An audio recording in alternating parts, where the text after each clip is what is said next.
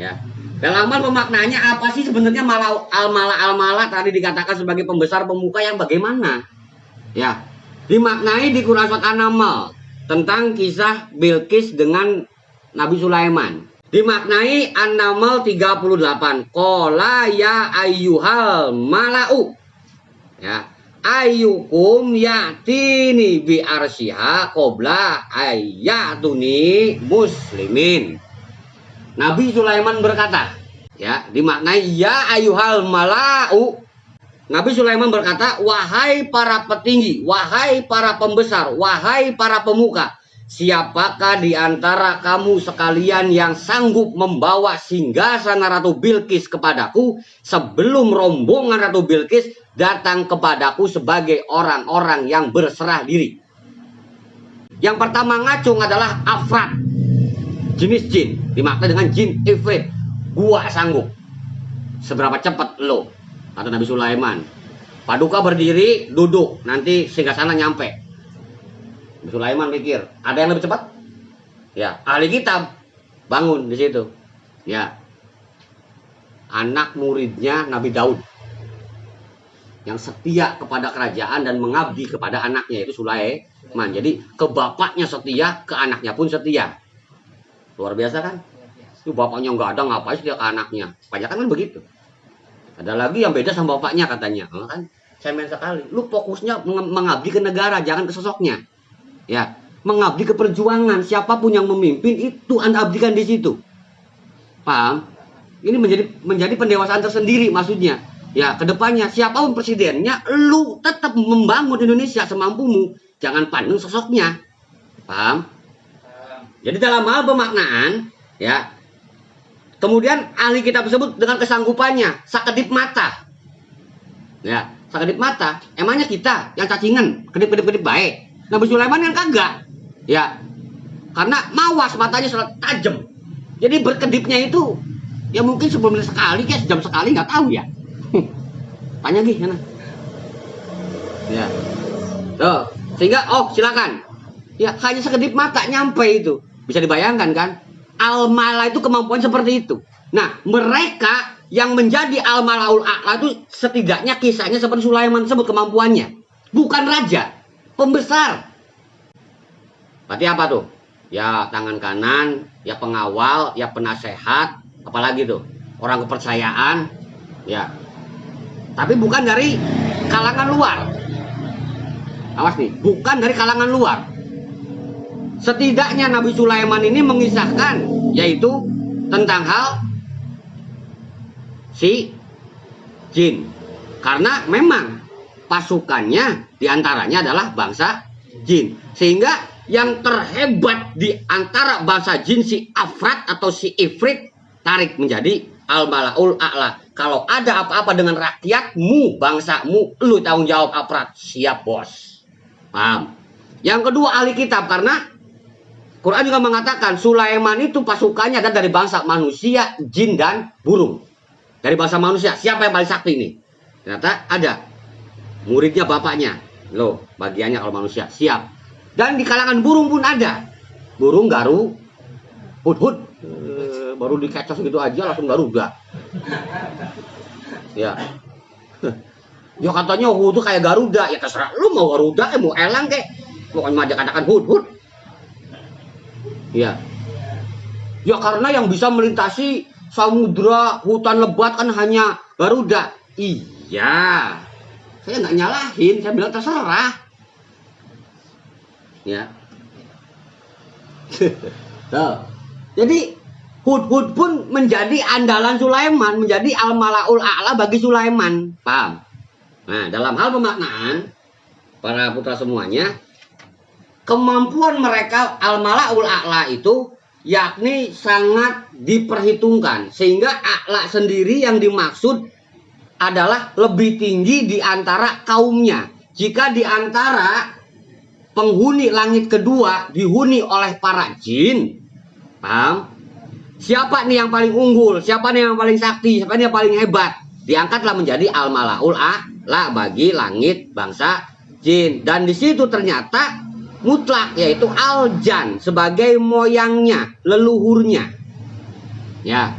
bangsa jin. Yang kemudian mereka bisa untuk menempati alam dunia. Sebelum ada manusia, mereka leluasa mau ngapain. Berikutnya dihadirkanlah kehidupan manusia dan ada jejak-jejak mereka, tempat angker, tempat yang harus disajenin, bau wangi, bau busuk, bau segala macam. Sehingga tingkah pola manusia tergoda oleh godaan setan, bisikan setan, karena belum ada keimanan mungkin bagi di antara mereka yang jauh dari cahaya Adam alaihissalam. Benar, akhirnya mereka memuji, menyembah leluhur bumi jin, dibikin patung, menjadilah berhala. Ya. Kemudian pertanyaan selanjutnya dan juga dijawab sendiri oleh selanjutnya. Ya. Pemaknaan tentang hal al-mala'ul a'la yang bertengkar tersebut dikatakan di Quran surat Shad ayat 6, 7 sampai 70. Ya. Diawali dengan kul huwa naba'un adim. Katakanlah bahwa Al-Qur'an ini adalah merupakan berita yang agung. Ya. Beritanya dimaknai dengan naba'un.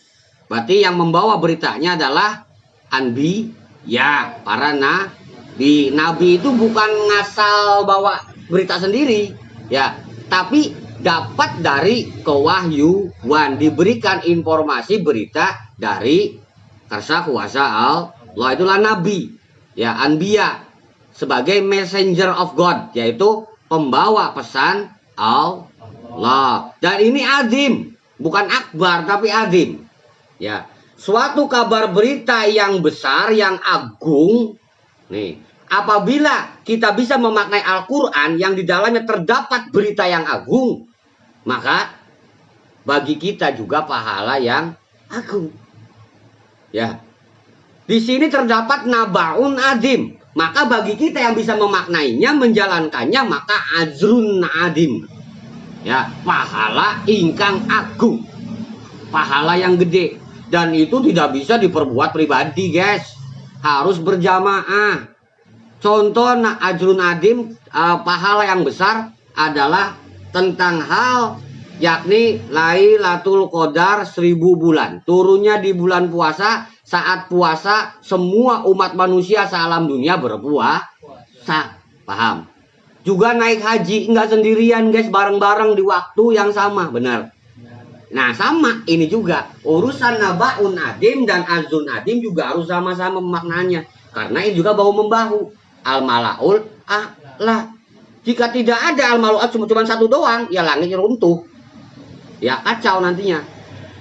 Tergoda oleh setan. Dalam hal pemaknaan 68 ya, Quran surat Shad, antum anhu muridun, yang kamu berpaling darinya. Hal yang pertama, kamu berpaling darinya, berpaling dari Al-Qur'an. Ya, nggak mau baca, berpaling dari berita adimnya. Al-Qur'an yang kau baca tapi ceritanya engkau anggap dongeng. Nah, itu. Ada juga yang kau berpaling darinya, engkau berpaling dari kerasulan Muhammadnya. Karena apa? Anda mungkin beda rasul, bisa jadi. Ya, atau beda negeri. Nggak mau rasulnya yang ono, Muhammad nggak mau, banyak yang ono aja. Ada juga dimaknai antum muridun, yang kamu berpaling darinya. Pusatnya dari pemaknaan nabaun adim, baik itu di Al-Quran, di hadis, di secara ijma, qiyas, mutlak terkumpul semuanya ada di majelis, dan engkaunya ternyata berpaling dari majelis. Gimana itu? Kena kan?